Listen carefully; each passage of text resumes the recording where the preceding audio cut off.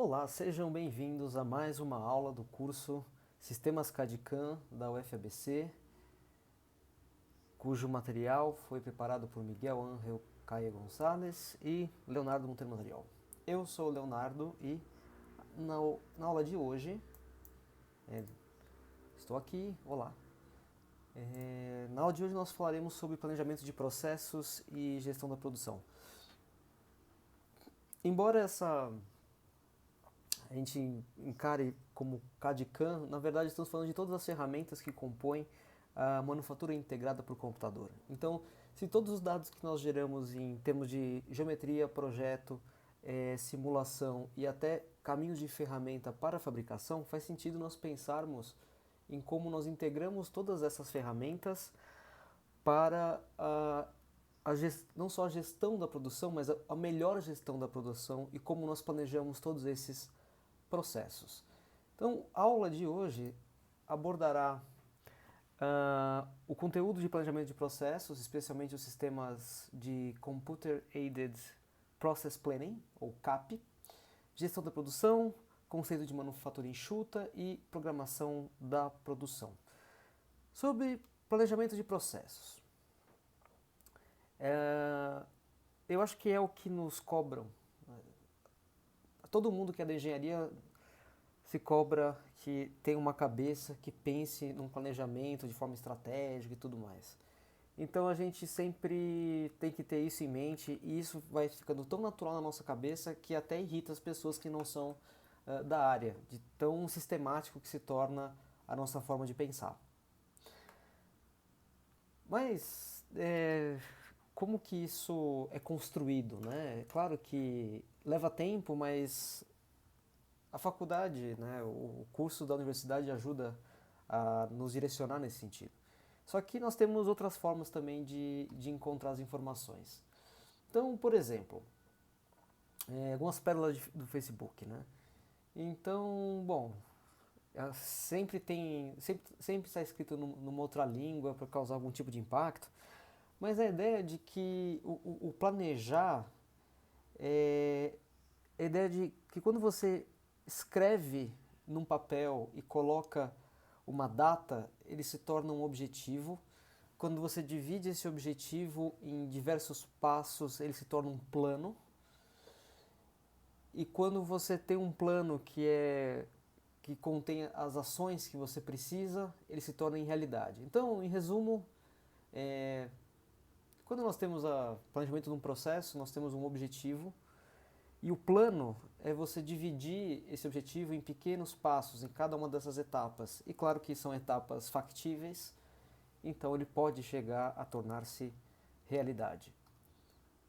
Bom, num processo de manufatura, o objetivo acaba sendo produzir o produto ou o serviço, né? Vamos sempre abrir para serviço, de maneira que você atenda às especificações do projeto, para garantir a sua funcionalidade. Quando você estabelece um planejamento de processos, você desenvolve, né, o plano falado ali é o planejamento de processos. E tem que ser detalhado para levar o projeto do produto até a sua fabricação ou manufatura. Quando você executa esses planos, você leva a produção do produto, então torna em realidade. Portanto, o planejamento ele é a atividade de organização da produção. O plano que você acaba criando vai ser a sequência de instruções para fabricar o produto de forma econômica e competitiva. Então, sem planejamento, sem uma estratégia, vai ser muito difícil você atingir aquilo que você almeja com a sua atividade, seja profissional, seja de manufatura, enfim. Então, sabe, vamos planejar, sem dúvida nenhuma. Quem faz isso, né? Então, nós temos o departamento de engenharia de manufatura, ou engenharia de produção em alguns casos, engenharia de processos, enfim. O planejamento desses processos acaba sendo dessa engenharia de manufatura ou engenharia de produção. O que faz essa engenharia é projetar a transição, né, assim, dessa fase de especificação de projeto para a fabricação de um produto físico final. E claro, nós trabalhamos e vivemos numa sociedade capitalista, então nós precisamos minimizar o custo e se nós não tivermos qualidade, a gente não vai atender ou não vamos conquistar os nossos consumidores. Entretanto, tem outras tarefas que podem ser consideradas como parte da engenharia de processos ou engenharia de manufatura, que tem a ver com solução de problemas técnicos da produção. Embora esses problemas técnicos estão intimamente relacionados ao próprio fluxo de produção e às máquinas, mas também você pode pensar em algumas tecnologias. Então, você precisa garantir que o departamento de engenharia de manufatura ou de processo consiga atender aos requisitos dos projetos.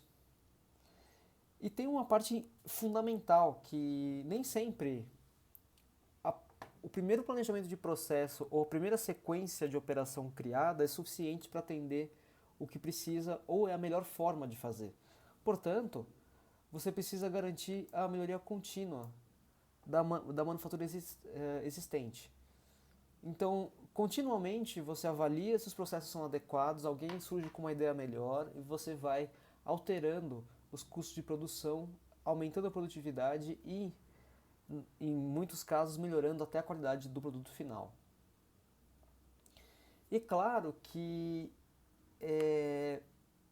quando você considera a relevância da manufatura, né, da engenharia de manufatura e engenharia de processos, é comum ela fornecer consultoria sobre a capacidade, né, em termos do o que é feito, o que é possível produzir na manufatura aos engenheiros projetistas. Então não adianta o engenheiro projetista, a pessoa que projetou, criar alguma coisa que não seja possível de fabricar, mas em muitos casos você conversa abertamente dizendo que você teve uma ideia, a engenharia de manufatura fornece caminhos para executar aquilo, então vocês chegam num acordo e aí a coisa funciona. Então isso faz parte daquele processo de engenharia simultânea e sempre conversando com as partes que vão de fato tornarem-se responsáveis por cada uma dessas etapas. Então, o planejamento de processos faz parte da determinação de quais processos de fabricação são mais adequados e qual a sequência que eles devem ser realizados para produzir uma determinada peça. Claro que quem projetou a peça pode definir mais ou menos como deve ocorrer alguma sequência, mas a cartada final e a experiência vai ser da engenharia de manufatura ou da engenharia de produção. É claro que eles vão, todo mundo da engenharia de processos, fabricação, manufatura, eles terão em mente as limitações dos equipamentos de processamento disponíveis e a capacidade produtiva da fábrica. E claro que aí entra uma certa dificuldade ou talvez uma solução que tenha sido criada, que uma vez que você estabelece quais são os processamentos, os equipamentos disponíveis e a capacidade produtiva da fábrica, você acaba definindo quais são os subconjuntos que podem ser feitos na fábrica ou in-house, né? Ou devem ser comprados de fornecedores externos. Então aí que entra o chamado outsourcing, que você determina se você vai fazer ou você vai pedir para que alguém faça. Então você vai terceirizar. O outsource acaba sendo o termo em inglês para esse processo de terceirizar. Claro que você pode comprar peças prontas, isso faz parte, mas em alguns casos você pede para algum terceiro executar uma tarefa ou um processo da sua produção. Aqui só para comentar um possível exemplo, é, eu costumo assistir bastante aqueles programas de reforma de carro e pegam umas latas velhas e aí o cara consegue fazer a parte de mecânica, ele consegue soldar chapas, mas quando vai para pintura ele manda para um especialista. Então nesse caso ele tem consciência de que não vale a pena nem o tempo, nem o equipamento, nem a técnica, ele mesmo executar a pintura num desses veículos reformados. Então o que ele faz? Ele prepara tudo, manda para a pessoa que vai fazer a pintura. Então estão todos felizes, a pessoa que só faz a pintura e a pessoa que vai ter o serviço com a qualidade que deseja. Agora, quais são os pontos, né, importantes do planejamento de processo? Primeiro, determinação das operações de manufatura e a sequência dessas operações. Determinar quais são os requisitos de ferramental. Então, o que eu vou precisar para fazer isso que está sendo proposto. Você vai selecionar os acessórios, os suportes, as fixações, vai definir quais são os equipamentos e o sistema de produção que você vai utilizar, quais são os parâmetros da manufatura, então envolve especificamente estabelecer, no caso de usinagem, quais são os parâmetros para a usinagem daquela peça, os tempos de manufatura, então qual que vai ser o layout montado no processo de produção, como que vai ser processado cada uma das etapas, qual que vai ser o estoque que você precisa e vai determinar com todas essas coisas, com todos esses processos, as ferramentas e os equipamentos selecionados, as pessoas envolvidas, você vai estabelecer aquilo que o pessoal adora, que é chamado os custos de produção. Então não é é claro que demanda experiência, mas não é um chute, pelo contrário.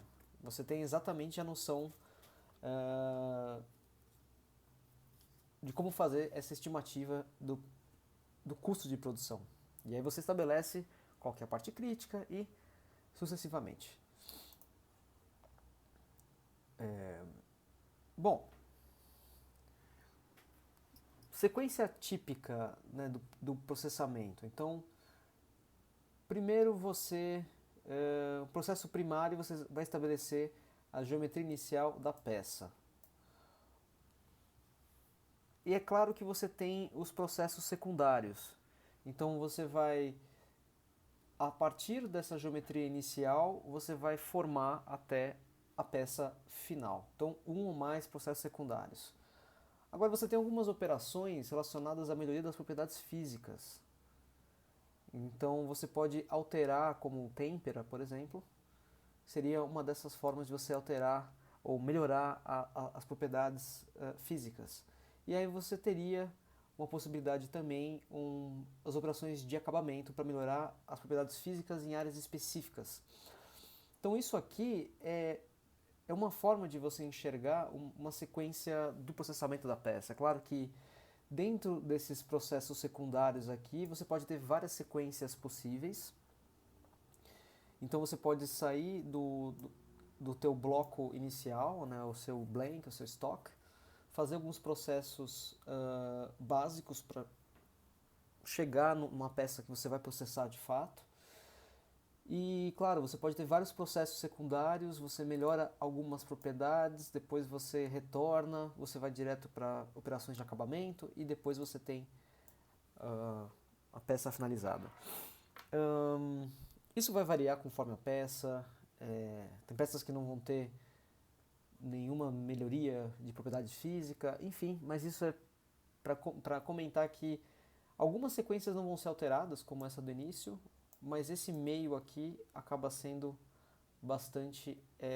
eu diria que é aqui que as operações de fato podem ser alteradas. Isso, claro, relativo ao processamento. Então a gente não está falando de manuseio, logística, nada disso. Tá? A folha de rota é exatamente o documento que vai especificar cada um dos detalhes que vocês precisam para executar as operações determinadas e a sequência de operação determinada para aquela peça.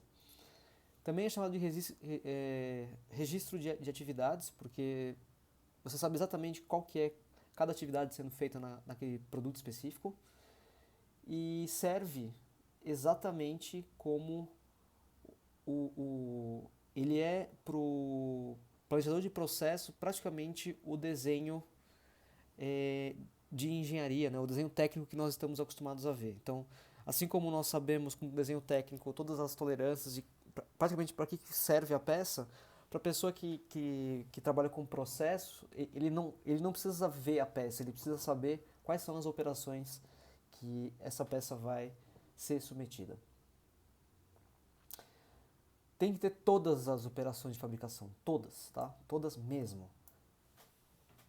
E a outra coisa importante é que ela tem que ser listada na ordem, tá? Às vezes, uma folha de operação mais detalhada também tem um detalhamento específico para cada processo, para não sobrecarregar essa folha de rota inicial. Então, você pode ter algumas operações específicas com mais detalhes, como ferramentas adicionais, esboço de como você monta, como você prepara a máquina, né? Ou seja, um esboço de setup, como você prepara a máquina. Então, isso tudo para facilitar que essa peça saia do planejamento de processo, saia da engenharia, para que possa ir para a produção, sem que o pessoal da produção tenha qualquer tipo de dúvida com relação a como executar esse processo. E é claro que ele não sai da engenharia de processo e é derrubado na produção e todo mundo que se vire para produzir. Esse é um processo iterativo, você sempre convida as pessoas que estão envolvidas tanto na parte de planejamento de processo como quem vai efetivamente produzir. Então tem os líderes de produção, né? São as pessoas que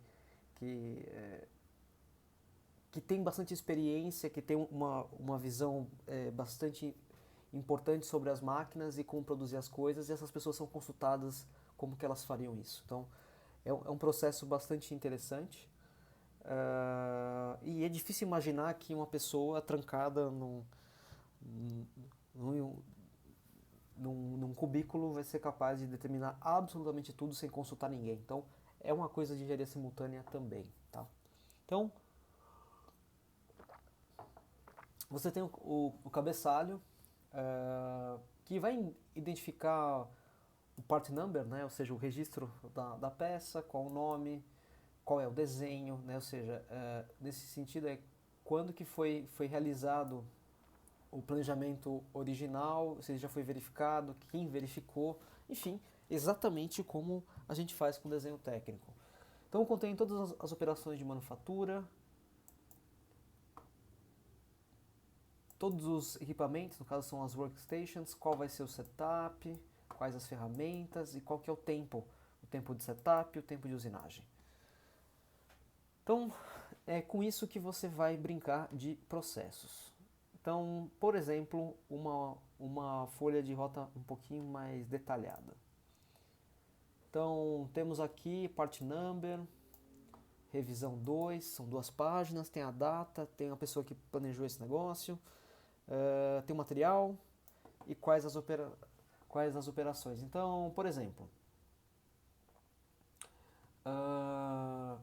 fresamento, provavelmente fresamento de meio milímetro com uma tolerância em largura por uma profundidade de 0,365 com uma tolerância aqui também.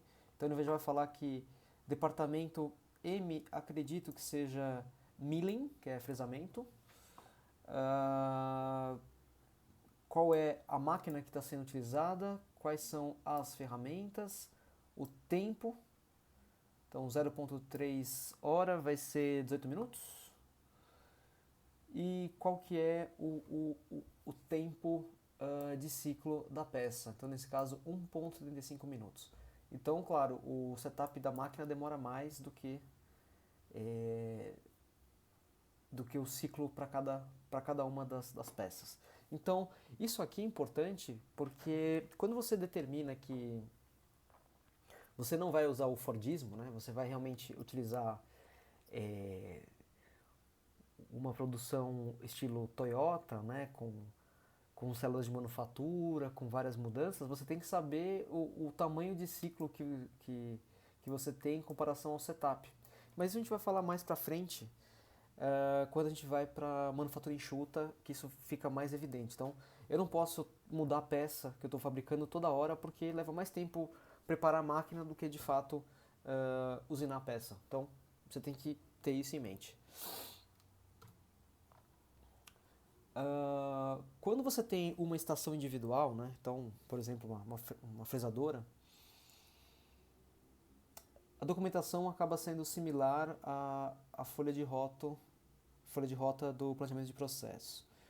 Quando você tem uma linha de montagem, o planejamento de processo vai servir em balancear a linha.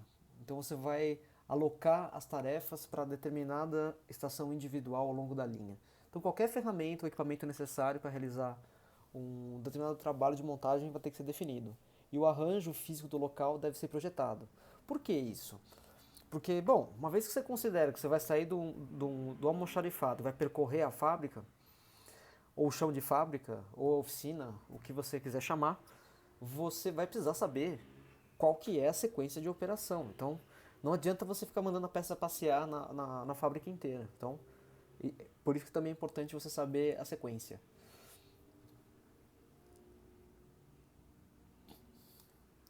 Quando você vai para um sistema de produção convencional, você tem a pessoa responsável por planejar todos os processos, ou aqui a gente fala de processista, mas era a pessoa da produção lá, engenheiro de produção, engenheiro de processo, da engenharia de processo, dependendo da empresa você vai ter um departamento, então é a pessoa do departamento X, o pessoal da produção que resolva tal.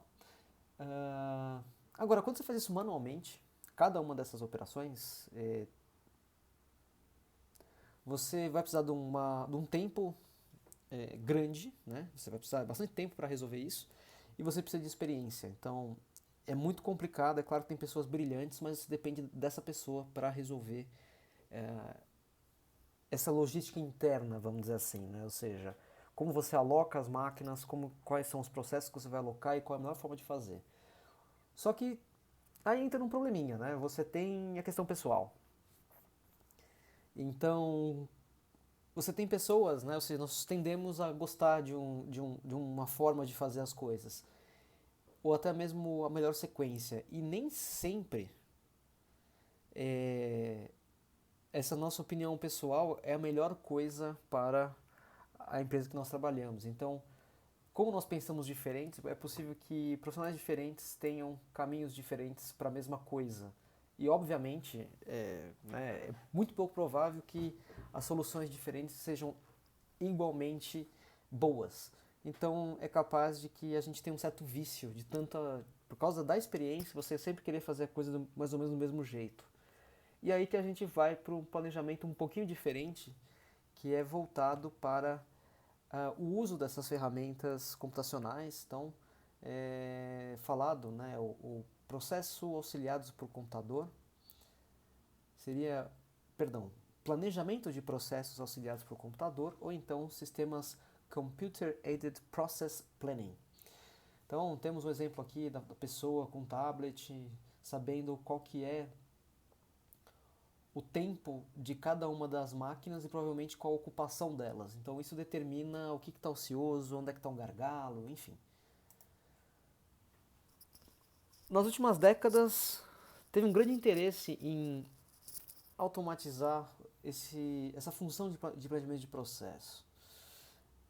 É claro que isso tem uma razão de ser. A primeira delas é que as pessoas responsáveis pelo planejamento de manufatura, com conhecimento específico, bastante experiência, estão se aposentando, claro. Claro que nós temos um detalhe que essas pessoas vão ficando caras também, então elas são demitidas. Não é só que elas estão se aposentando, elas são realmente dispensadas. Portanto, era necessário pensar numa outra forma de você planejar o processo que não dependesse de uma pessoa específica.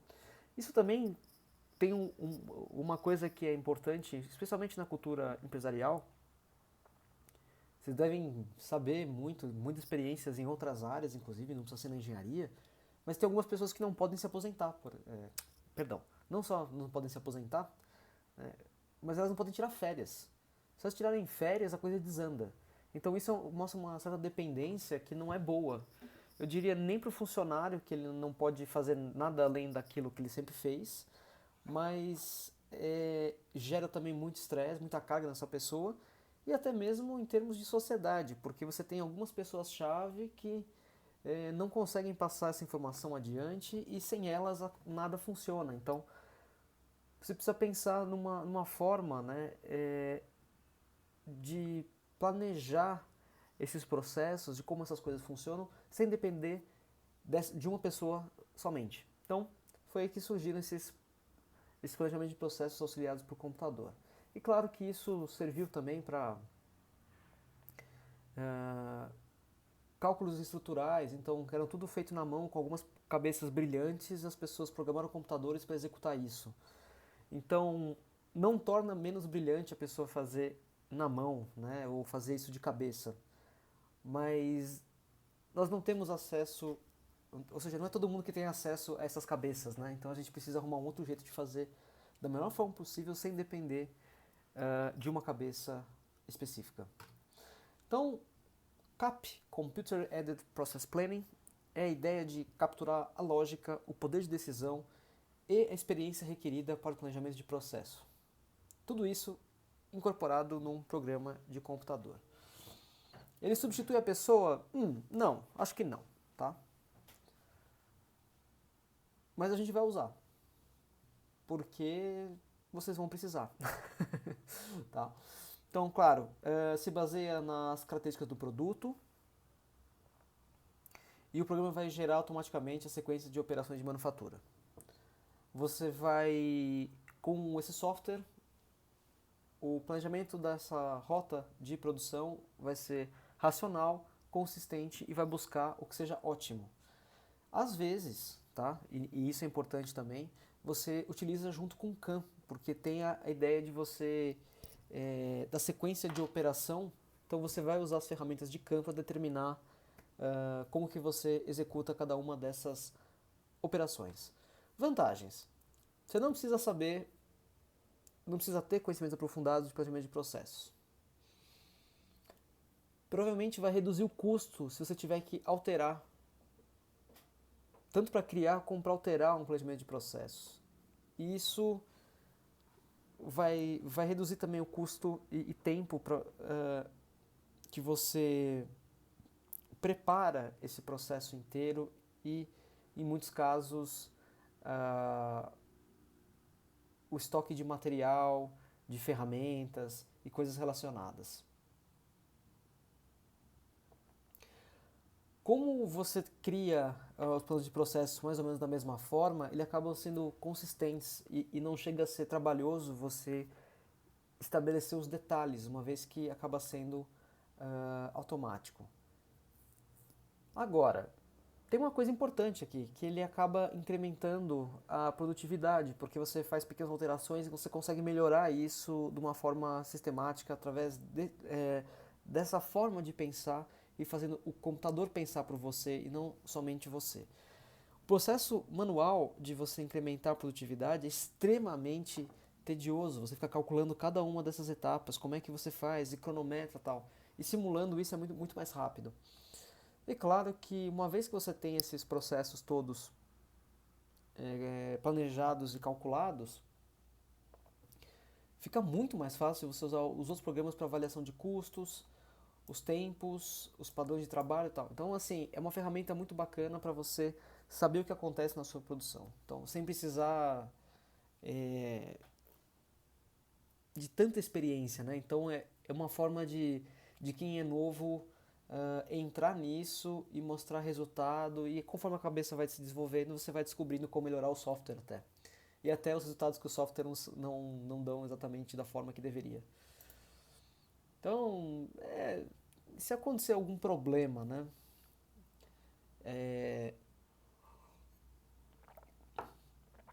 Então, Se você tiver um problema na produção ou uma máquina falhar, você também pode ir correndo lá no teu software e falar, olha, não posso usar mais tal máquina.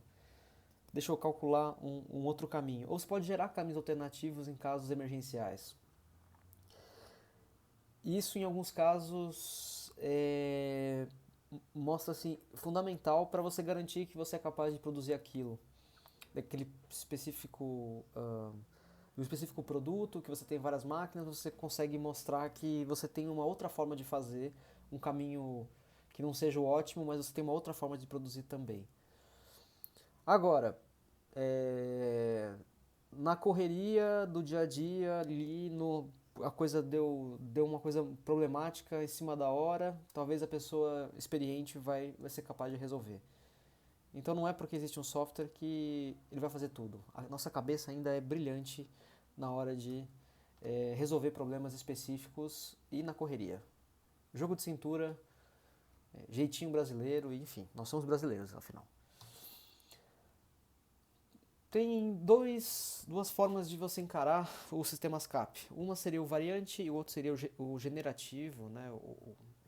Isso vai ser explicado a seguir. O variante, ele funciona baseado no conjunto de peças que eu já tenho. Então, eu tenho famílias de peças que têm mais ou menos a mesma característica. Então, o meu planejamento de processo, numa peça nova, vai passar por buscar um plano existente e fazer algumas modificações. Então, é sempre baseado nessa variação de um processo existente. Então, a gente não faz do zero, a gente sempre altera. Então, como seria isso?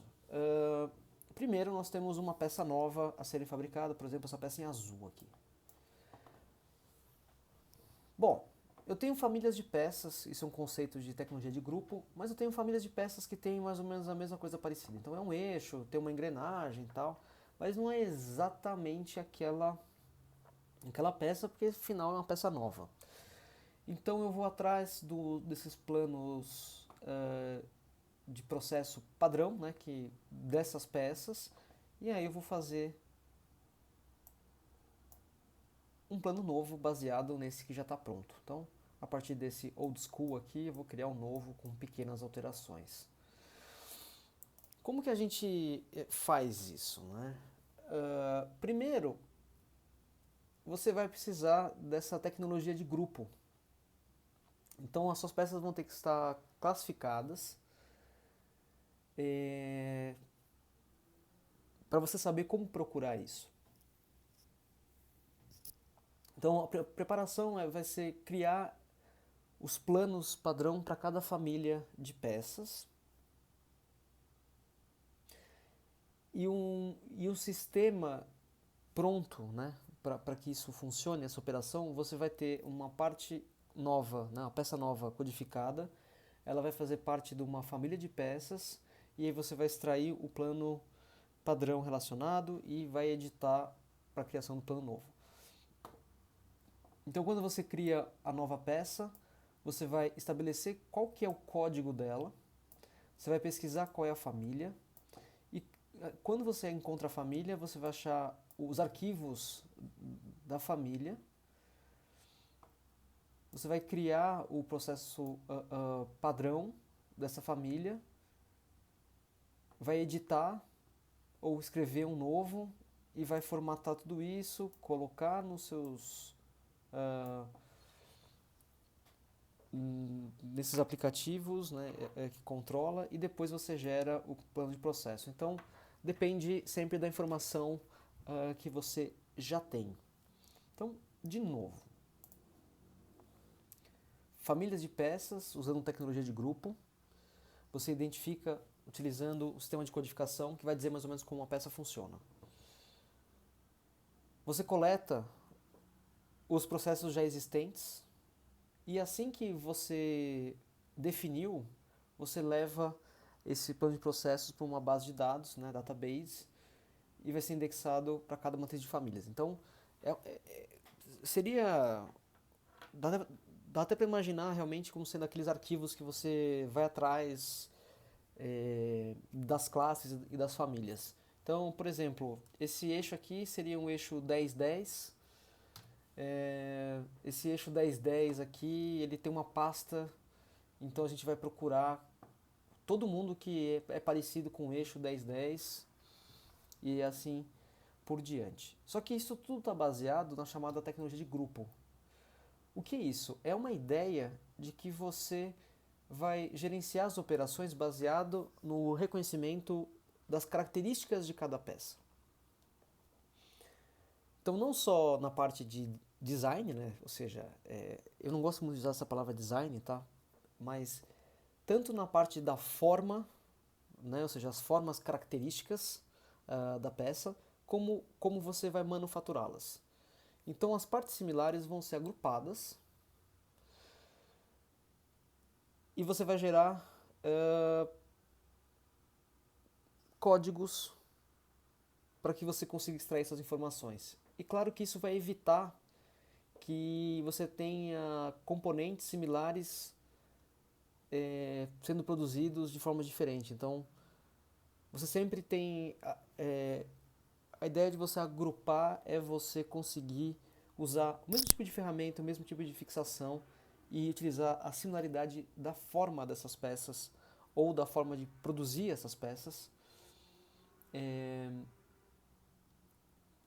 a seu favor, né? Então, quando a gente usa essa tecnologia, né, essa ideia, nós estamos tentando otimizar a nossa forma de pensar e como a gente vai produzir as coisas. Então, tenho aqui um conjunto de peças, algumas com...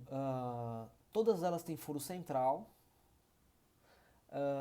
algumas têm uma simetria axial, outras aparentemente não têm essa simetria, algumas são peças chatas, outras peças mais altas, e a gente sempre vai poder pensar em como organizá-las. Então, uma forma de organizá-las seria aqui, por exemplo, todas as peças que têm furo, então elas são mais ou menos, elas não são totalmente circulares, né? Então tem uma base que é quadrada, retangular, tem uma aqui que não é necessariamente circular, mas ela também tem furos, então, e a outra que ela tem, que é realmente tem uma simetria radial e aparentemente não tem furos axiais, então podem ser feitas por processos diferentes. Então, essa é uma forma de você enxergar isso quando você estiver criando essas famílias.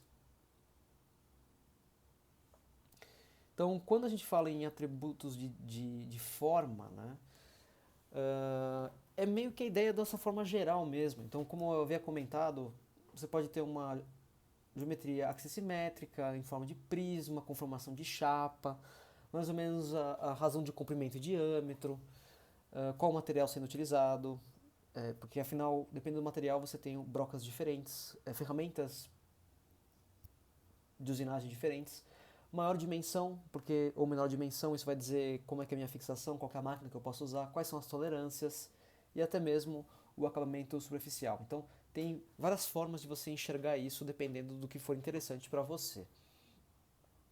Agora, quando a gente vai para os atributos de manufatura, você pode pensar nesses principais processos. Então, eu vou usar um torno, eu vou usar uma fresa, o que eu vou usar, né? Fresadora, eu tenho que usar retífica, eu vou usar uma furadeira, o que eu vou usar? Eu tenho um tratamento superficial, então todas as peças com o mesmo tratamento superficial talvez participem de uma família. Então tem a parte de ferramental, equipamento, ferramentas de corte, a sequência de operação, em alguns casos você sempre vai passar pela mesma sequência, então faz parte, é razoável imaginar que você vai criar uma família para essas peças. Pode ser também tempo de produção, volume de produção, né, o tamanho da produção, taxa de produção e quais são os suportes, né, ou seja, quais são os equipamentos de fixação para a operação, porque afinal você quer agrupar as peças para o mesmo tipo de fixação para não ter que alterar a fixação da máquina. Então essas são ideias que você pode fazer. Só que é o seguinte, você pode criar o seu sistema de codificação baseado em símbolos, tanto da parte das formas da peça, como da manufatura propriamente dita. Então você pode colocar símbolos numéricos, alfabéticos, alfanuméricos, do jeito que você bem entender. Cada catálogo, né, que compõe esse seu código, né, o seu sistema de código, deve distinguir uma família de peças. Então, você não pode ter a mesma peça com códigos diferentes. Tem que ser sempre uma forma que você não tenha dualidade e não gere confusão. Então você tem alguns sistemas de código, dentre eles o OPITS, o KK3, MiClass, DClass, Conforme, tem muitos códigos possíveis e tem muitas empresas que criam o próprio código. Então, só para mostrar o exemplo do KK3 aqui, você tem 21 dígitos, então é um código bem extenso.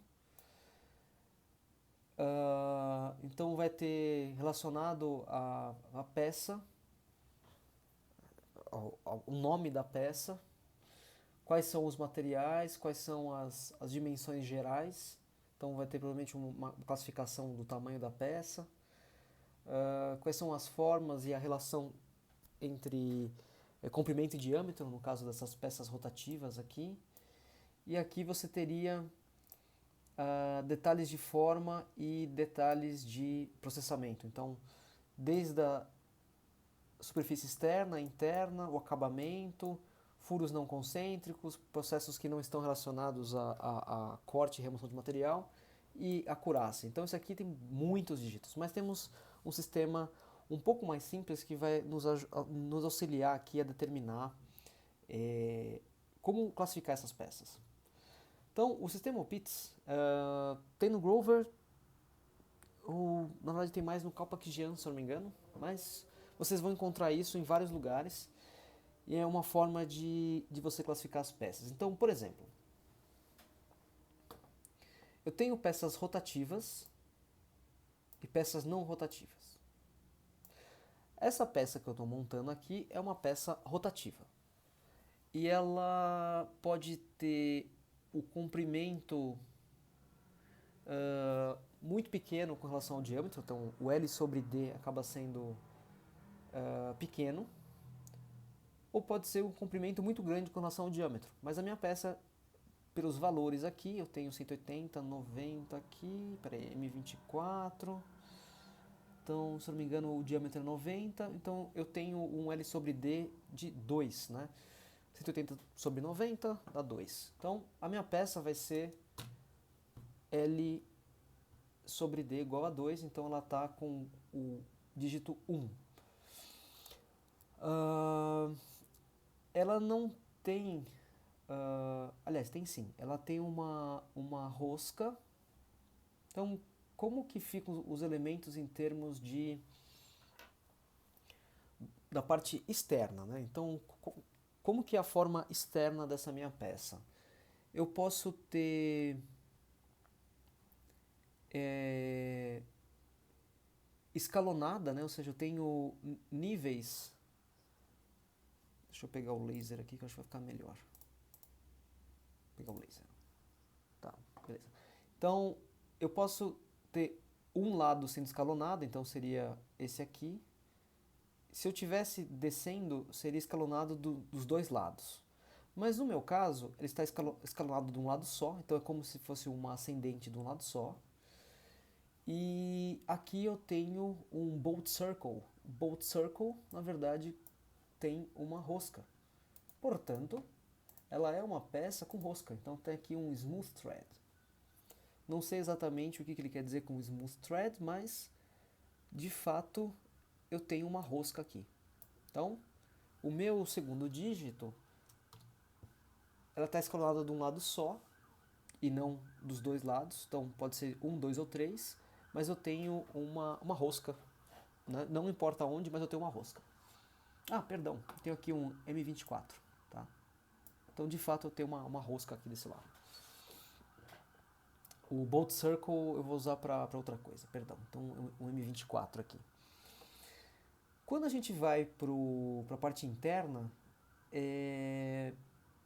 Então, como que é a parte interna? Eu tenho parte interna, deixe-me ver. Eu vou ter a parte interna um lado só, então seria aqui. Então pode ser tanto. Se eu não tiver nenhum furo nem nada, seria zero. Mas eu tenho um rebaixo aqui. Então, eu tenho um rebaixo dos dois lados? Não, não tenho. Eu tenho de um lado só. Então, é um stepped to one end. Então, é de um lado aqui. E esse rebaixo, ele não tem rosca, ele não tem nada específico. Então, ele não tem nenhum elemento de forma. Então, ele vai ser código 1 aqui. Com relação a faces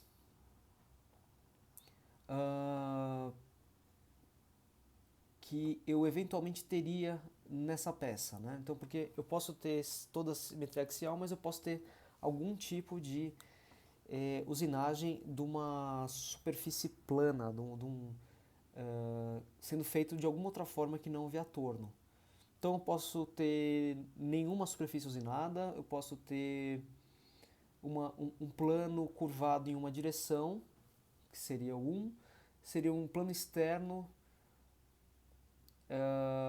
em torno de um círculo, ou no caso um external groove, né? Ou seja, um slot. Então eu acredito que seja esse o caso, porque eu tenho aqui esses sulcos aqui, acho que especificamente esse ponto aqui, que é um sulco. Ah, perdão. Deixa eu só ver se eu não estou esquecendo alguma coisa. Mas eu acho que é esse sulco aqui, provavelmente um rasgo de chaveta. Então ele fala porque eu tenho que criar um slot. Então é a minha chaveta aqui. Então eu tenho uma chaveta a ser feita depois que a peça foi torneada.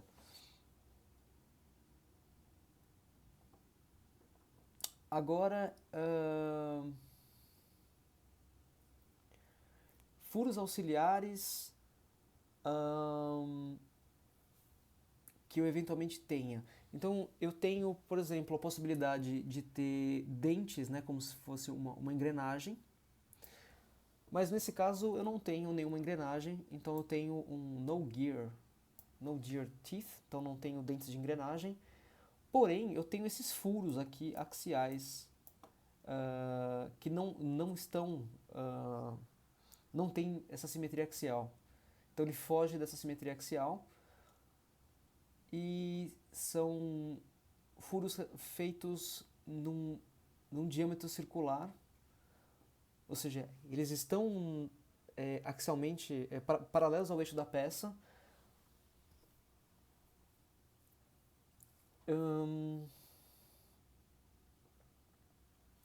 Isso vai fazer com que eu tenha esse diâmetro axial. Então, assim, a minha peça final ela vai ter o código 12132. Então, é uma peça rotacional de L sobre D igual a 2. Tem uma assimetria. Desculpa.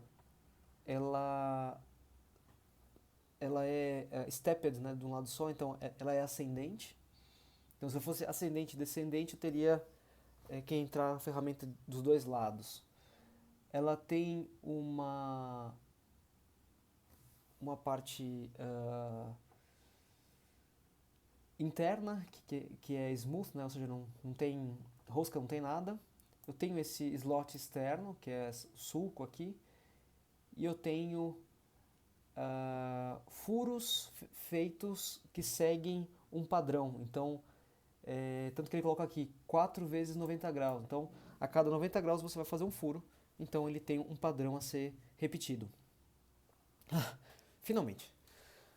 O cap generativo serve quando você tem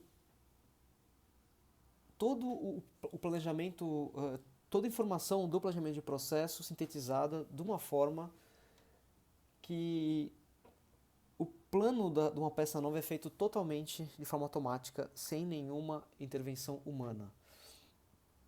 Então você vai ter alguns mecanismos de inferência, lógica, algoritmo, e só Deus sabe exatamente como você vai criar um processo de decisão para criar o seu plano de processo.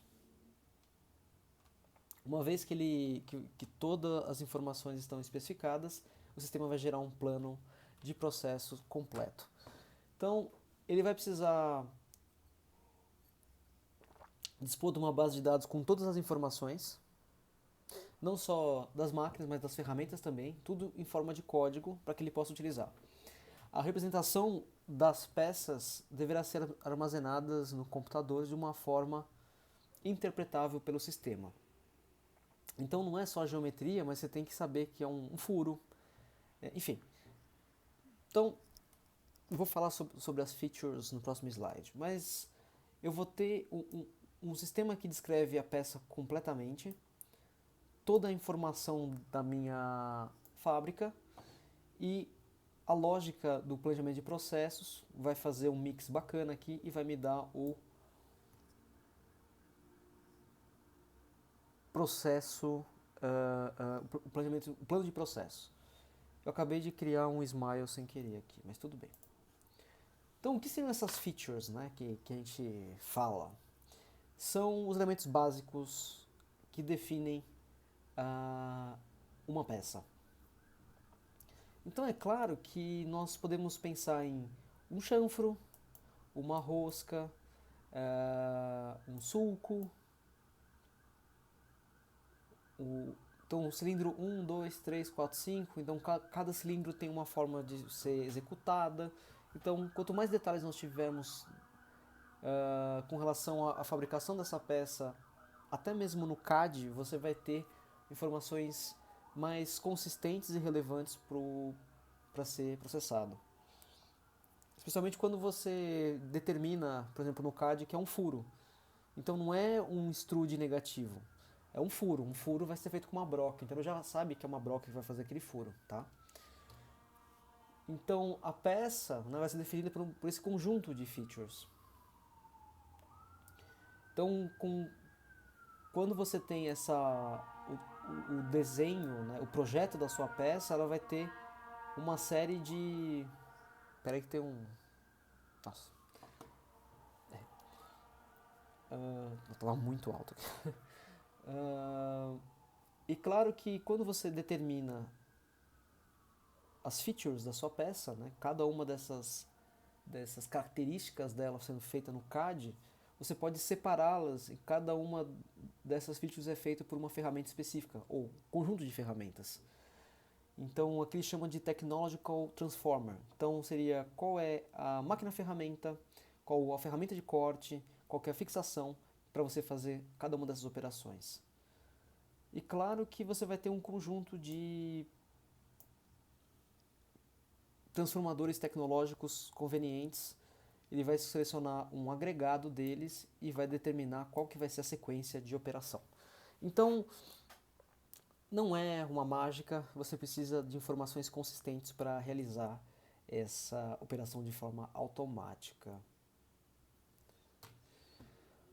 Módulos do sistema. Quando você tem a representação dessa peça nova, você extrai os features, né?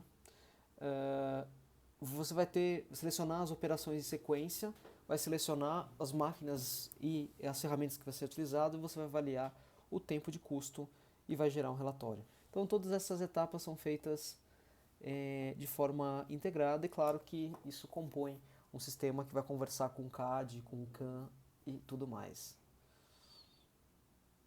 Afinal, você trabalhou com a peça, então você usou o CAD. Quando você determinou as operações que você precisa, você determinou via CAM. E aí você vai brincar de CAP, aonde que você vai entrar com cada uma das operações necessárias. Então, o critério para você usar um ou outro seria... não é que um exclui o outro, os dois são úteis. O CAP variante é quando você tem peças similares sendo feitas o tempo todo.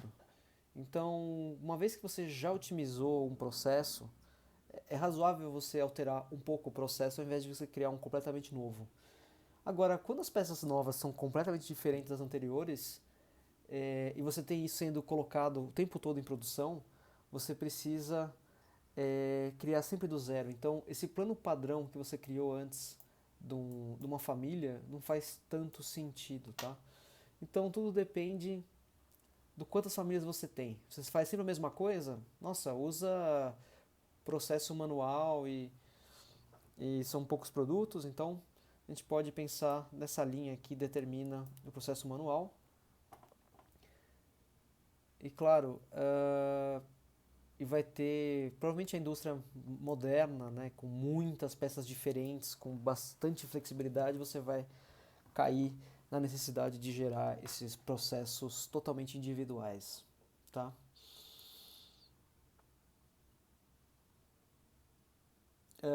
De uma forma geral, né, é importante comentar também que esse sistema de capa e variante, ele funciona melhor quando você sempre produz, né, de forma repetida a mesma peça. As peças sendo similares, você pode pensar na tecnologia de grupo sendo aplicada diretamente e isso vai dar um retorno muito rápido de qualquer investimento que você fizer. Você vai sempre fazer a mesma peça de forma repetida, você vai pegar o plano de processo e pequenas alterações e você não precisa mudar muito o seu plano de processo, você não vai ter problemas. Agora, o CAP generativo, ele vai ser interessante quando você não tem nenhuma similaridade, tá? Nenhuma. Então é sempre novidade, então você vai pensar, vai ser mais trabalhoso você tentar criar uma tecnologia de grupo para essa peça, para usar um plano padrão, do que de fato criar do zero. Então, cria do zero que vai ser mais fácil. Agora vamos para a gestão de produção.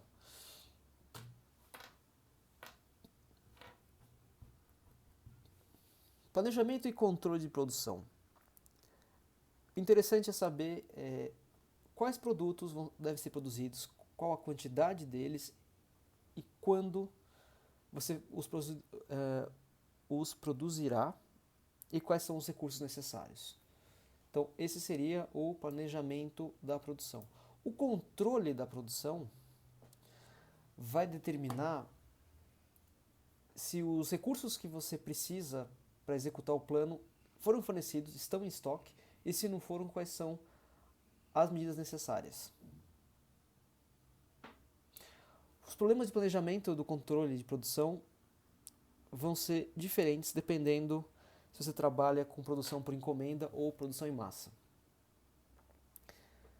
Por quê? Bom, quando você produz por encomenda, né, ou seja, por projeto, você faz diferentes produtos e baixa quantidade. Então, produtos complexos, com grandes quantidades de componentes diferentes, e a ênfase estará na função do planejamento da produção. Afinal, você tem um pequeno volume com grande variedade, então faz sentido você planejar a produção. Agora, quando você tem a produção em massa, você produz, em geral, poucos tipos de produtos, mas uma enorme quantidade. Então, produtos com muitas peças vão requerer uma linha de produção e o controle de fluxo de componentes. Então, você precisa garantir que a produção não pare de jeito nenhum por causa desse grande volume. Então, a ênfase estará no controle da produção. Então, voltando aqui. Então, um seria no planejamento de produção e o outro seria no controle da produção. Tá? Então, aí que está a ênfase no controle. Então, então assim, mas posso falar um parênteses também aqui? A Hyundai, ela tem um estaleiro na Coreia do Sul muito importante na fabricação de navios petroleiros. A tecnologia de petroleiros que seguem normas internacionais de determinada classe de navio, então para passar no canal de Suez, para passar no canal do Panamá, então Panamax, Suezmax, enfim, eles exigem tecnologia até, digamos assim, bastante conhecidas. Então, você tem soldas que são quase primitivas, ou seja, não tem uma grande tecnologia do ponto de vista de fabricação do navio em si. Mas eles têm um planejamento de processo que faz com que essa atividade de baixa tecnologia seja altamente rentável. Por isso que um país tecnológico como a Coreia do Sul ainda fabrica navios praticamente primitivos, mas eles ganham nesse planejamento de processo. Tá?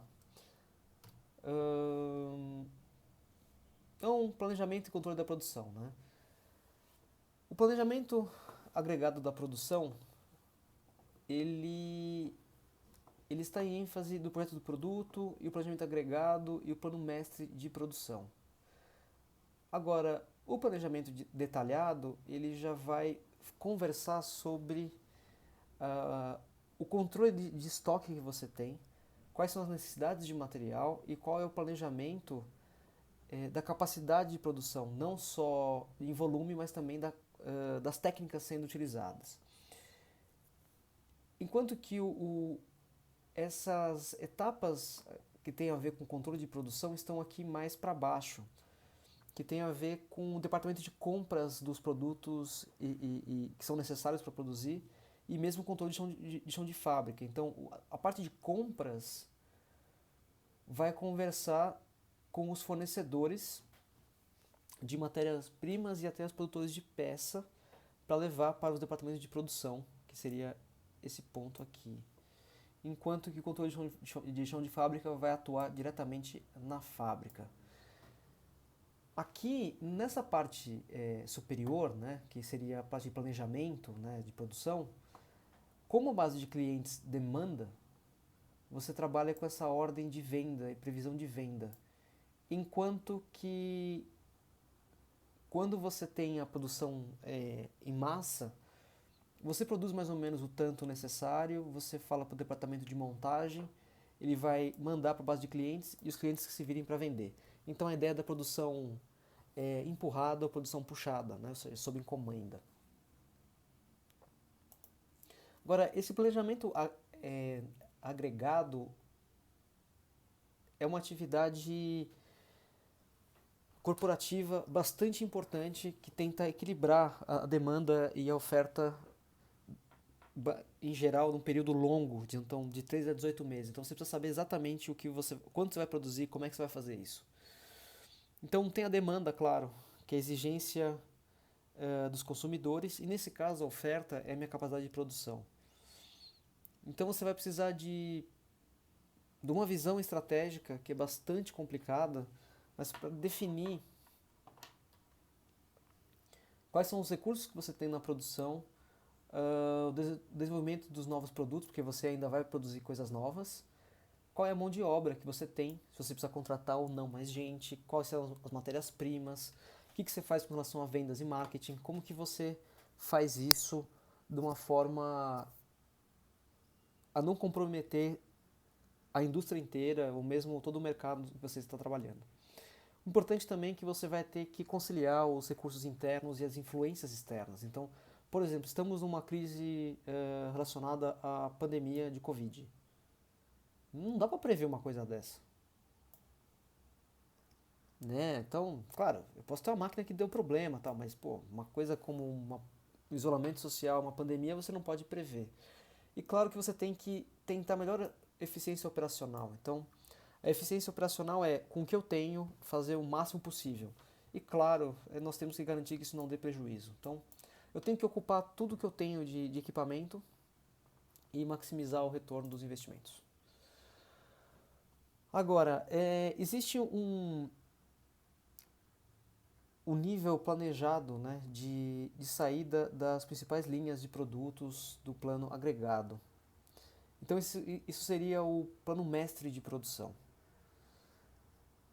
Os produtos a serem manufaturados e quando devem ser produzidos e em que quantidade. Então, dependendo de como a coisa funciona, eu tenho, por exemplo, uma programação semanal de quantos produtos eu preciso ter. E isso vai ser enviado, então você vai ajustando a sua demanda. Então tem desde as previsões dos pedidos de carteira, né, ou seja, que já estão lá, ah, a quantidade que você tem do produto já pronta, né? Então ele já está disponível, e a diferença. Então eu não tenho na semana 3, eu não tenho nada disponível, então eu tenho que produzir 10. Então, semana 1 eu precisava de 10 para ser entregues, eu tenho 20 disponível, então não preciso produzir nenhum. Na semana 2 eu preciso de 10, tenho 10 disponível, então beleza, não preciso fazer nada. Mas aí você começa a produzir novamente. O ideal é que você ajuste sempre a demanda com a sua oferta para você não depender exatamente de... Você não ficar fazendo estoque das peças. Então isso também vou comentar lá pra frente.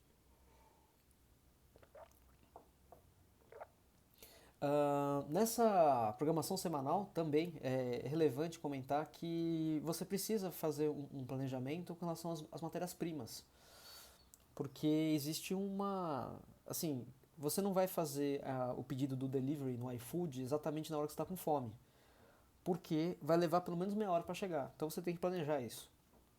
Com matéria-prima é a mesma coisa, você vai encomendar a matéria-prima e vai levar algum tempo para ela chegar no seu estoque. Então você tem que prever esse tipo de demanda da matéria-prima para você conseguir garantir que quando você precise produzir alguma coisa, você tenha a matéria-prima lá disponível. Quando você pensa nessa questão da matéria-prima, é chamado de MRP, Material Requirements Planning. Então seria o planejamento dos requisitos ou necessidades com relação ao material. Então você pode, claro, transformar o procedimento computacional para converter o plano mestre de produção anterior num cronograma detalhado das matérias-primas. Então vai indicar cada matéria-prima que precisa e quanto tempo ela vai ser entregue, então quando você deve pedir para que ela chegue na hora que você precisa. A ideia é simples, tá? Né? Como eu falei, que horas eu peço a pizza para ela chegar no intervalo do jogo de futebol? O problema é que como você tem muito dado, você tem muitos fornecedores, a coisa começa a ficar bem complicada. Então, aí você tem o tal do tempo de encomenda. Então, desde que você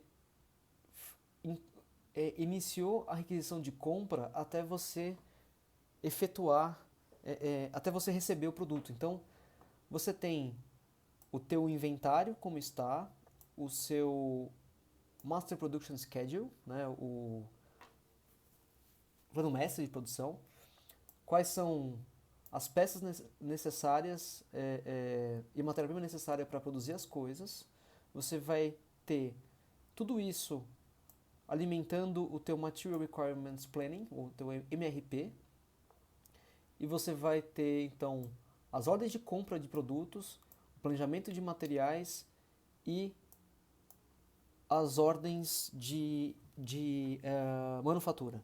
Então, para um produto não é complicado, mas quando você tem vários é bom que você tenha isso de forma integrada, senão sua vida vai ficar muito complicada. Agora vamos ao controle do que seria o chão de fábrica, né? O gerenciamento do material que esteja realmente em processo na fábrica, você tem desde a liberação de ordem de produção, então vai gerar os documentos que é necessários para processar uma ordem. Então vai ter a folha de rota, requisição de matéria-prima, documento de fabricação, fichas de movimentação e autorização de entrada no centro de trabalho e lista de peça. Então é como se tivesse, podemos produzir e aí vai sair automaticamente tudo que você precisa para produzir aquilo. A programação do pedido vai atribuir essa ordem de produção em determinado centro de trabalho baseado em algum critério, desde a ordem de chegada, que seria o first in, first out, né? Ou seja, primeiro que chegou começa sendo a ser feito, o FIFO, né? First in, first out. Às vezes você precisa de prazos curtos, então tem uma certa urgência, menor tempo de processamento ou menor período de inatividade. Então tem vários critérios para você programar essa produção. Então, em geral, bom, é difícil dizer qual que é a melhor forma de pensar nessa organização, mas dependendo do que você precisa fazer, alguns pedidos vão passar na frente, ou mesmo você pode otimizar para que tenha a maior ocupação das máquinas possível. Agora, não basta você liberar a ordem, programar a sequência se você não souber o que está acontecendo. Então aqui entra a parte que, na minha opinião, é talvez a mais interessante desse sistema integrado, que é você gerar os relatórios do estado, de, do status do progresso do pedido, como ele está, né, ou seja, o quanto falta para terminar e o que está acontecendo se aconteceu alguma coisa errada, né, ou seja, se teve alguma exceção. Isso ajuda a definir a alocação de recursos, se você precisa de hora extra e quais são as áreas problemáticas, porque uma vez que você tem um problema sempre acontece o mesmo problema em determinada máquina, então você já descobre que você precisa alterar alguma coisa no seu processo. Isso aqui, por que eu dou muita ênfase que não é só produto físico? Porque essa ideia de monitoramento e controle tem sido muito aplicado nesses sistemas de delivery. Então, uma vez que você faz um pedido, ele fala assim, olha, você efetuou o seu pedido e o cartão de crédito foi aprovado. Então, olha, nós estamos mandando o pedido para a cozinha e ele vai ser feito. E aí ele vai ter lá, ó, o seu produto, né, ou seja, o seu serviço, no caso, o seu hambúrguer, ele já está sendo, já está na chapa, ele está sendo montado. Ah, agora ele já está pronto para o delivery. Ele já saiu para delivery e ele já está na sua portaria lá te esperando. Entrega sem contato por causa da Covid. Então, isso é usado para serviços também. Então, isso serve para muitas outras coisas, mas aqui nós temos essa visão maior que é importante devido à variedade. Então, pode tanto ser interessante para o cliente, que sabe como está o progresso, então você pode abrir isso para ele, ou para o controle de produção interno mesmo. Agora vamos finalmente à manufatura enxuta. A manufatura enxuta, ou a Lean Manufacturing, ela foi criada pela Toyota no pós-guerra. Por quê? Ela se opõe à linha de montagem da Ford, que tinha tinha uma alta produção, então o volume era muito grande, mas você também tinha muito estoque parado. Então esse sistema de produção Toyota, né, ou chamado de TPS, Toyota Production System, ele se baseia na ideia de redução de desperdício. Então o que é desperdício? Né? Eles chamam de qualquer atividade que não gera nenhum valor para o cliente. E se não gera valor para o cliente, eu não posso cobrar. Então se eu não posso cobrar, então eu não preciso fazer. Então, o Lean Manufacturing é mais do que um método, né, de fazer as coisas. Acaba sendo uma filosofia. Porque uma vez que você determina que vocês vão trabalhar em manufatura enxuta, toda a cultura organizacional da empresa, da companhia, vai precisar pensar dessa forma. E é claro que você vai sempre pensar em como que você vai trabalhar. Então, sempre que tem alguns aspectos que eu vou comentar mais pra frente. Então, vamos deixar isso um pouquinho no ar. O que descreve, né, a parte do Lean Manufacturing? Você vai fazer o Lean enxuto, como eu tinha dito, envolve a avaliação exaustiva de cada atividade. Você tem que reduzir o desperdício de todos os níveis. Já vou falar o que são os desperdícios segundo os especialistas. O objetivo é redução de custos, claro, melhoria contínua, porque é a ideia de que você sempre pode melhorar alguma coisa.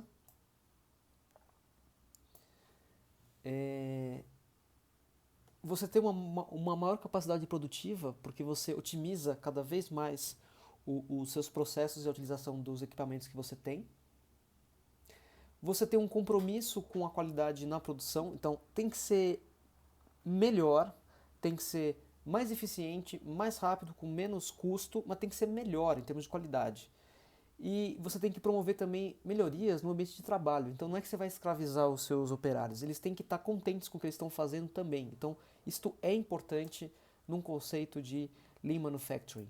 É até uma forma de pensar que você não é que você vai escravizar os seus funcionários para que eles produzam mais. Você tem que garantir um bom ambiente, porque quando você tem um bom ambiente de trabalho, você combate o desperdício, e o desperdício também tem a ver com o afastamento dos seus trabalhadores quando eles estão doentes ou eles sofrem acidentes. Então, aqui é claro que a ideia é toda voltada para uma manufatura enxuta, com qualidade, baixo custo, mas não adianta você trocar de funcionário toda semana, porque o funcionário que faz bem o trabalho, ele aumenta a produção, tá? E outra coisa,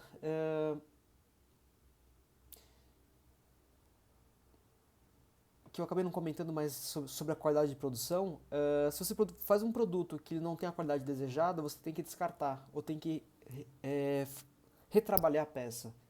Isso é um desperdício de tempo, porque você vai ter que refazer uma coisa que tinha que sair boa de primeira, tá? Então, isso é uma forma de pensar também. Então, tem livros e livros sobre isso. Princípios básicos, né? O valor. Você precisa saber o que é essencial no seu produto. Então, por exemplo, se o teu cliente está disponível a pagar um valor mais caro por um produto ou serviço, então você vai precisar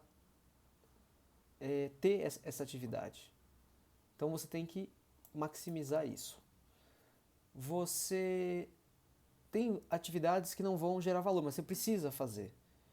O exemplo seria atividades administrativas. Então, você vai ter que gerar folha de pagamento. Então, ela não agrega valor ao seu produto, mas elas são necessárias. E tem atividades que não agregam valor e não são necessárias. Essas são desperdícios. Então, como que a gente vai identificar isso? Agrega ou não agrega valor? Isso depende de cada pessoa, mas você tem que saber quem é o público-alvo. O foco vai estar no cliente e não na pessoa de um departamento específico.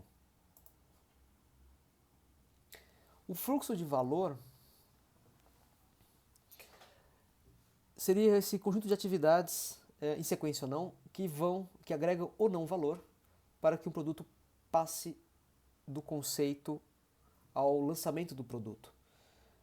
Então, vai ser esse do pedido à mão do cliente. Então, tem o fluxo de material, vai ter o fluxo de informação, até a questão do fluxo de pessoas. Então, tudo tem a ver com o fluxo para você produzir de fato. Então, nisso, quando você pensa no processo Lean, né, processo enxuto, todos sabem, né, o fluxo de informações todos sabem as necessidades do cliente. E os problemas são resolvidos e há uma gestão sobre os problemas resolvidos. O fluxo de pessoas, o trabalho de um funcionário, uma vez que ele executa essa tarefa, ele pode ir para uma etapa que cria valor para uma outra. Então, tudo que você faz acaba sendo, vai de fato agregando valor ao processo como um todo. Agora, o fluxo contínuo é importante porque você tem que ser capaz de produzir sem nenhuma interrupção.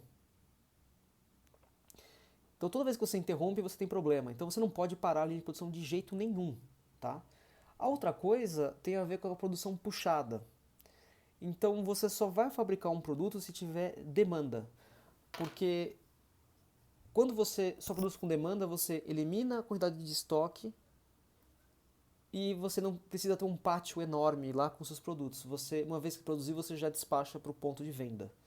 E claro, você tem que buscar a perfeição, que é a melhora contínua de produtos e sistema produtivo.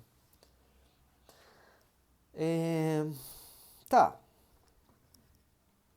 Mas o que seria um desperdício, né? Bom, transporte. Transporte é uma coisa que o meu cliente não paga pelo transporte, mas eu acabo gastando com ele. Então, ele não agrega nada. Só que eu preciso ter a matéria-prima, então menor o custo de transporte, menor tempo de transporte, melhor. O inventário, o almoxarifado, né, o inventário e tal, o estoque é um dinheiro perdido, porque imagina se eu tenho vários produtos, tenho uma linha de produção extensa e o meu estoque tem uma matéria-prima que eu comprei há um ano.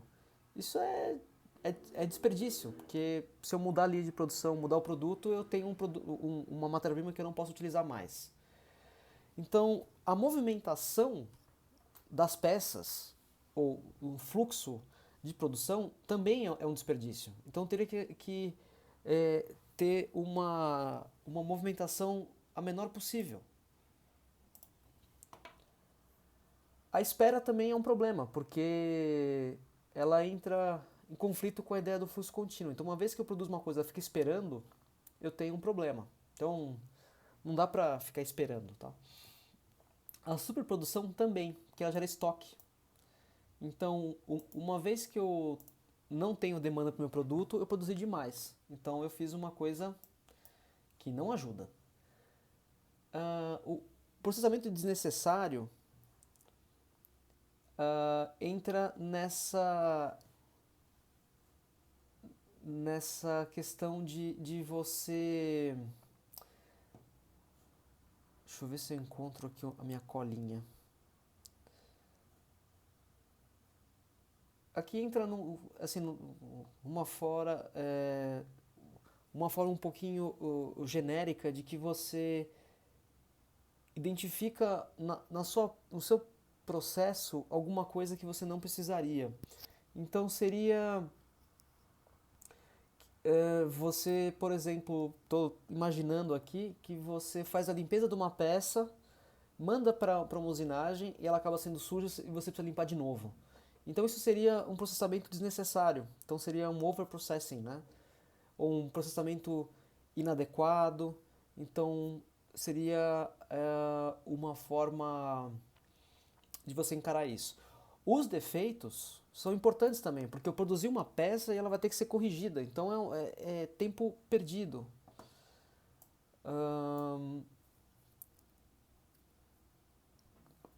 Uma coisa que eu tinha esquecido aqui é que o movimento, né, o motion, não só é da peça, mas é do trabalhador também. Então a pessoa que se movimenta, você desgasta a pessoa. Então a pessoa indo de um lado para o outro é um desperdício. Tanto para a pessoa quanto as horas da pessoa, quanto a cabeça da pessoa, o físico da pessoa e tudo mais. Agora deixa eu. Tem um detalhe aqui do talento não utilizado, é também uma forma de desperdício, porque se você tem uma pessoa que está lá trabalhando e ela tem ideias boas, você precisa utilizar essas ideias, você precisa garantir que essa pessoa seja aproveitada ao máximo, tá? Então você considera a importância dos seus trabalhadores. Tem um link de um e-book a respeito e eu vou passar depois isso para vocês. Vou até anotar aqui. Importante eu não esquecer. Link. Tem outras coisas, outras filosofias que você pode encarar com relação à manufatura enxuta, né, que servem de apoio a esses conceitos. Que a primeira delas seria o 5S, vou comentar no próximo slide. O Just in Time também é importante.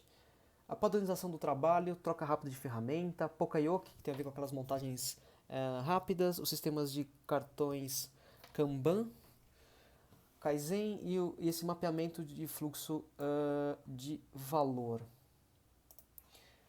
O 5S, a ideia de você manter somente necessário o que esteja a serviço a ser feito no local de trabalho. Então é a utilização, organização, limpeza, saúde, higiene e autodisciplina. Então 5S por causa do japonês Seiri, Seiton, Seisu, Seiketsu, Shitsuki. E também é encarado como senso, né? Então o senso de utilização, tá? O senso de organização, o senso de limpeza, o senso de padronização e saúde e o senso de disciplina ou autodisciplina. Então, note que isso transfere assim, do que seria do responsável pela produção que segura um chicote e está batendo em todo mundo, dizendo que se não terminar a produção ninguém vai comer, mas transfere para a pessoa, para a consciência de cada pessoa que está no trabalho, tá? O Just in Time, ele... então, só também mais um comentário. A limpeza, né, tem a função de você identificar se tem alguma coisa com problema. Então, se você tem uma máquina completamente suja, você não sabe, você não vai conseguir olhar para ela e saber se tem algum problema. E a questão de saúde e higiene também tem a ver com os colaboradores. Então, aqui não é chamado de operário, mas sim colaborador. Um processo ruim, que tem um problema ergonômico, vai deixar todo mundo afastado, recebendo indenização do INPS, INSS. Isso não é bom para a empresa, não é bom para a pessoa que está trabalhando, não é bom para absolutamente ninguém. Tá? O Just in Time, ele entra num conjunto de ferramentas ou de conceito que você administra a produção, que você não vai receber, você não vai produzir, transportar ou comprar alguma coisa antes de que seja a hora certa. Ou seja, a matéria-prima vai chegar na hora do trabalho, no momento exato que você vai precisar, e você só vai produzir os componentes a tempo de serem vendidos ou montados. Então, é como se fosse o par da produção puxada. Então, eu controlo toda a minha cadeia para funcionar à base de just in time. O conceito do termo acaba sendo essa produção por demanda. Primeiro você vende produto, depois você vai comprar matéria-prima para depois fabricar. Então, o estoque da matéria-prima acaba sendo mínimo e é suficiente para poucas horas de produção. Para que isso seja possível, claro, você precisa ter uma cadeia de fornecedores capacitados para fazer as entregas nos lotes que você precisa e na frequência que você precisa. Para citar um exemplo aqui, bom, isso foi há 10 anos, mas acho que não deve ter mudado. A fabricante de automóveis Toyota, aqui no Brasil, ela trabalha com just-in-time, né, lead time, de 24 horas. Tá? Ou seja,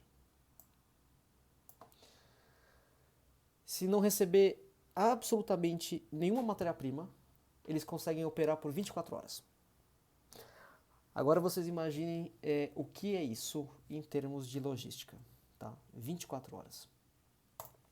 Requisitos.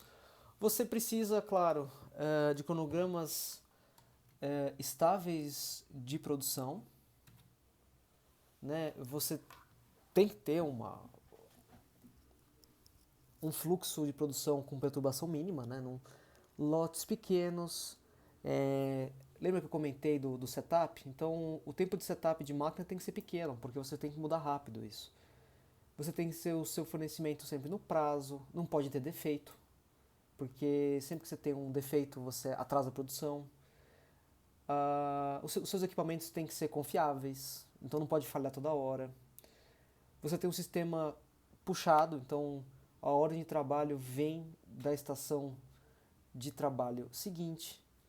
Então, eu preciso de um carro, e aí as estações vão fazendo os pedidos invertidos, né?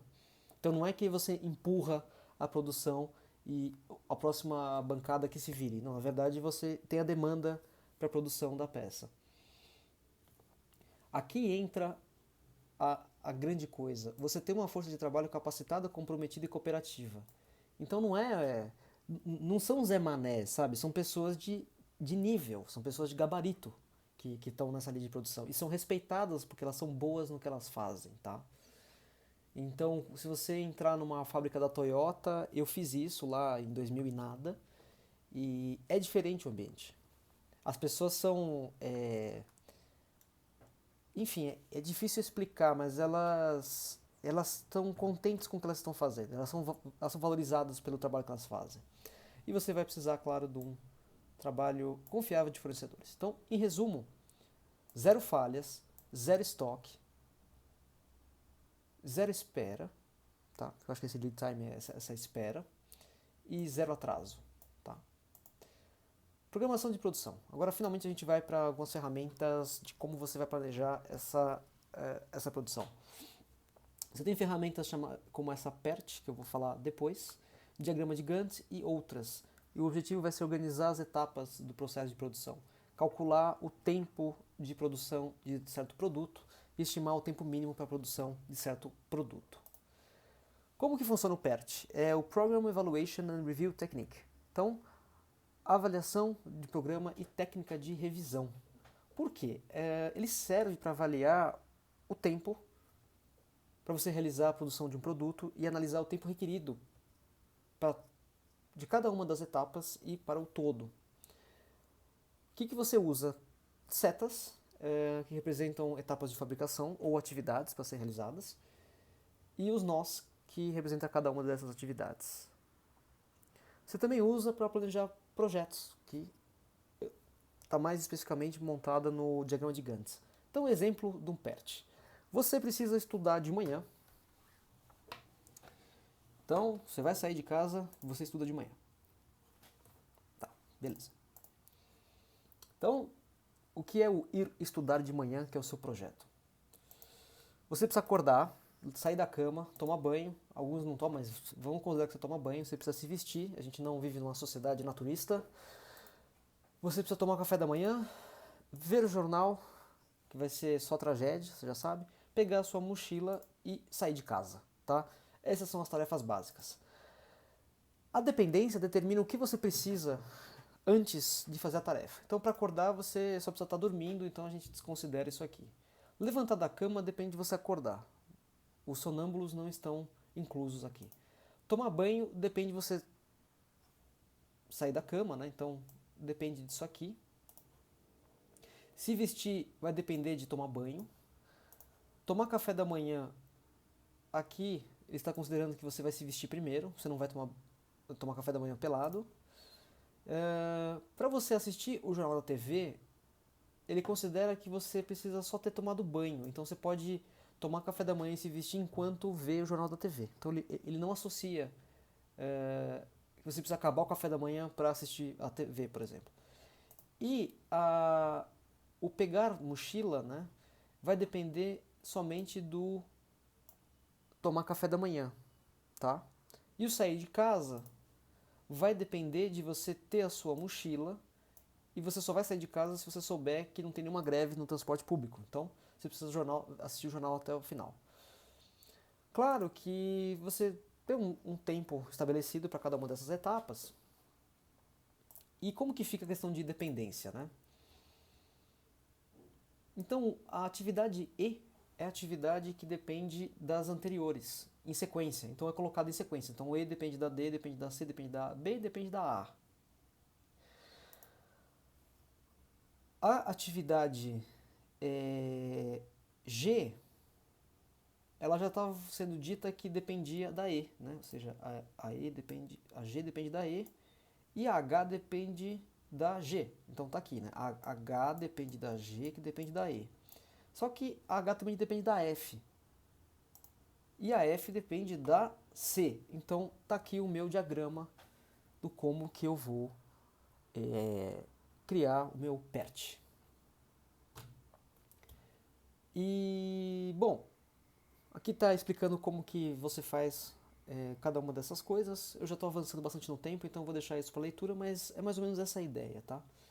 Então, quando você atribui o tempo, né, a cada uma dessas atividades, ou o custo, você vai ter estimativa de tempo, considerando que essa atividade F pode ser feita paralelamente. Então, o caminho vai ser esse aqui e vai ter uma ferramenta para discutir caminhos, tá? Isso a gente vai pensar depois. O diagrama de Gantt é a mesma ideia. Eu gosto muito do diagrama de Gantt porque ele visualiza o estado que você está e quais são as atividades e qual a dependência delas. Então, atividades do projeto estão aqui na vertical e o tempo, o intervalo de tempo está na horizontal. Então, a largura de cada barra horizontal tem a ver com o tempo. Então, Aqui está em dias, então são 4 dias para executar essa tarefa. Ah, aqui ele até comentou que nós estamos no dia entre 6 e 7, então eu tenho trabalho completo e finalizado e trabalho a ser feito. Então, todas as que estão em laranja. Então, as aplicações são as mesmas do PERT e é possível observar as atividades sequenciais. Então, provavelmente, você criar um ursinho de pelúcia, porque eu acho que é isso que está sendo feito aqui. Tem atividades sendo feitas em paralelo, como vocês podem observar aqui, né? Então, essa aqui seria uma sequencial, essa também e essa aqui também. Porém, essas três são feitas paralelamente e o vestir o ursinho de pelúcia vai depender dessa atividade aqui. Então, isso é uma forma de você analisar isso. Transformando o projeto sair de casa, né? Esse diagrama de Gantt tem várias ferramentas online para fazer e eu sempre sugiro para qualquer projeto maior. Enfim, é uma forma de você organizar. Então você precisa pensar nisso dessa forma, tá? E quando você pega o projeto sair de casa de manhã para estudar, que seria esse diagrama PERT aqui, e você transforma num diagrama de Gantt, você percebe que ver o jornal da TV, conforme está sendo mostrado aqui, é uma atividade que pode ser feita em paralelo às atividades D, E e G. Então, aqui mostra, né, que você tem uma margem que você vai assistir o jornal da TV e vai dar uma folguinha aqui, tá? Mas as atividades correm em paralelo, mas o sair de casa vai depender somente, vai depender da conclusão da atividade G. Já que a F, né, a G e a F, mas a F pode começar em qualquer lugar dentro desse pontilhado aqui que não vai alterar o tempo final. Então é uma forma de enxergar quais são as tarefas que você pode começar depois. Quando você pensa aqui, essas duas atividades podem ser começadas depois, né? Então, claro, isso seria para um lote só, mas você pode alocar pessoas e recursos para garantir que você tenha três aqui, né? Ou seja, você pode encaixar mais pessoas, produção, enfim, para garantir que você produza de forma mais eficiente. Agora, conceito, né? CPM, que é o Critical Path Method. Ele é utilizado para você determinar qual o tempo mínimo necessário para produzir alguma coisa ou para fazer alguma coisa. E você avalia o caminho com maior tempo no diagrama PERT. Por quê? Digamos que eu tenho aqui o meu diagrama PERT. Eu tenho dois caminhos. Eu posso vir por aqui, ou posso vir por aqui e quebrar aqui. Quando eu sigo o caminho de cima, eu estou fazendo esse aqui, A, B, C, D, E, caio para o G e caio para o H. Esse caminho dá 29 minutos. Esse caminho de baixo, ele vai dar 4, 9, 24, 25 minutos.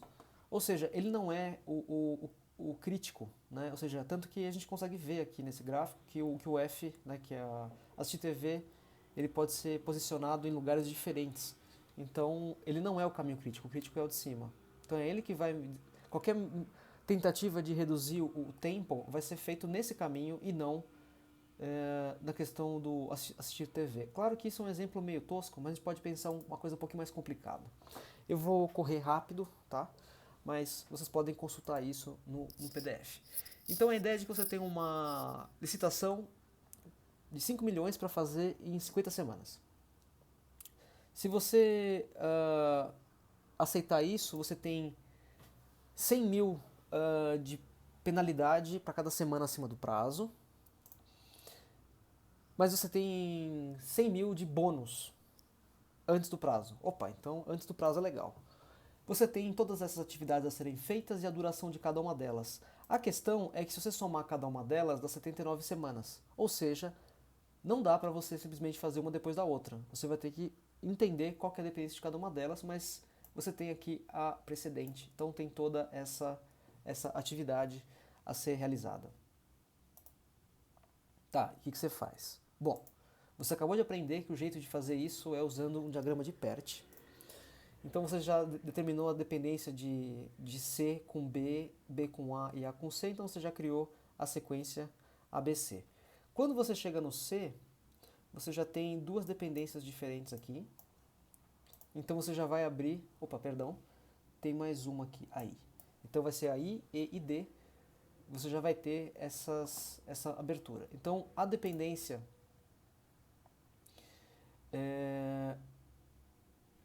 com relação a I, então você vai fazer sempre esse caminho inverso, tá? Então a J depende da I, então vem depois cadê I? J, peraí, J. Então o J depende do F e do I, então F do I. O F depende do E, então F depende do E. O H depende do E e do G, então E, G e assim por diante. Você vai construindo isso de forma inversa. Quando você chega no final, então você vai ter esse diagrama, tá? Que aí o que nós queremos aqui é calcular o tempo. Então nós temos caminhos possíveis. Caminho A, B, C, D, G, H, enfim, beleza. Nós temos o outro caminho que vem o ABC, todos eles vão para o ABC, né? O outro vai ser EHM. Você tem também o EFJKN. Você tem o que vem até aqui JLN, e você tem esse que vem por aqui e desce, e tem o que vem por aqui e sobe, e você vai ter todos esses caminhos. Quando você soma os tempos, você chega no maior tempo de todos eles, que é o caminho, vou até usar uma cor diferente aqui, que é o caminho legal, o caminho verdinho, que vai ser o ABCE F J L N. Tá? Então esse é o caminho que dá o maior tempo. E o legal disso é que ele dá 44 semanas. Portanto, ele fica abaixo das 50. Então o meu caminho crítico seria esse aqui. Tá? Portanto, você acabou de lucrar 600 mil num contrato de 5 milhões. Então seria mais de 10% só para você ser uma pessoa capaz de organizar as coisas todas. Se você for enxergar do ponto de vista do diagrama de Gantt, você teria essa forma aqui, e pensando, né, o caminho crítico aqui é exatamente o que está nessa cor assim meio berinjela, que seria o A, B, C, E, F, J, L, N. Bom, você já descobriu que se você controlar a sua vida, você se torna um controlador e tudo fica melhor. Entretanto, vai sempre restar aquela dúvida se isso realmente acontece na vida real. Então, é claro que esse é o crítico, né? Então, esse não pode desandar absolutamente de jeito nenhum, mas você vai precisar considerar algumas margens de segurança para você chegar no final do seu projeto ou do seu planejamento com algumas folguinhas, mas você não pode pôr folgas muito grandes, senão você está aumentando demais. Então é sempre esse jogo do planejamento, execução e garantir que as coisas saiam da melhor forma possível. Mas tem provavelmente algumas empresas que talvez, por motivos escusos, tenham interesse em não produzir da melhor forma possível. Acho que temos alguns exemplos assim de obras públicas, de estádios de futebol, para grandes eventos, enfim, vocês já entenderam onde eu quero chegar. Um bom planejamento não vai deixar ninguém desesperado, mas na vida real você precisa se preocupar com a execução também. Então nós temos que ser realistas quando a gente estabelece quantas semanas são necessárias para determinada atividade, mas nós não podemos ser otimistas e fingir que a gente é capaz de fazer uma coisa mais rápido, né? Então, tem até uma máxima que diz que, digamos, uma mulher né, é capaz de gerar, perdão, uma criança em 9 meses, né? Então, uma mulher, uma criança, 9 meses. 9 mulheres produzem uma criança em um mês? Não, não, não dá, não é assim. 9 mulheres, 9 crianças em 9 meses. Não vai adiantar colocar mais mulher que não vai sair mais rápido, entendeu? Então acaba sendo assim. Isso vai depender, claro, da experiência de todo mundo, de saber quais são as partes críticas e como você melhora cada uma dessas coisas, e aí entra naquele rol de atividades de melhoria contínua e tudo mais. Então, por fim, vocês viram aqui foi comentado, foi mostrado, exemplificado, bastante informação hoje, eu sei. Eu peço desculpas com relação a isso, mas não tinha muito como fugir. Mas vocês viram aqui sobre muitas coisas relacionadas a planejamento de processos, então vocês vão ser capazes de ter uma visão geral sobre todos os assuntos relacionados ao planejamento de processos, como você faz a gestão de produção, conceitos que estão na manufatura enxuta. Então, isso é uma coisa que era muito, não vou dizer que era novidade, mas estava sendo muito disseminada no começo desses anos 2000, né? Década de 90 e tal, mas ainda assim tem muita gente que não entende a filosofia que está por trás. Então, vocês têm a oportunidade de ter uma visão que vocês podem aplicar para muita coisa sem muita mania, muita neura, vamos dizer assim. Então vocês podem aplicar esses conceitos na vida de vocês. E claro que a programação da produção estabelece essa ideia de um sistema integrado, de um controle supervisório e dessas etapas todas. Então vocês podem desde programar ferramentas para que avaliem o estado dos recursos, das máquinas e tudo mais, como um sistema integrado de manufatura mesmo. Mas vocês também podem usar para benefício próprio nesse planejamento pessoal, dos estudos durante a pandemia, enfim, planejamento de projetos de pesquisa, projetos de longa duração. Mas você tem que saber que não é porque está planejado daquele jeito que ele vai conseguir ser executado. Então vocês têm que ter essa noção, né, esse aprendizado do como executar as tarefas da melhor forma possível, considerando um planejamento, mas não se tornar vítima do seu planejamento e nem estabelecer um planejamento que não faça o menor sentido. Então, isso era o que eu tinha para dizer hoje. Espero que vocês tenham gostado do assunto de hoje. Então, até logo.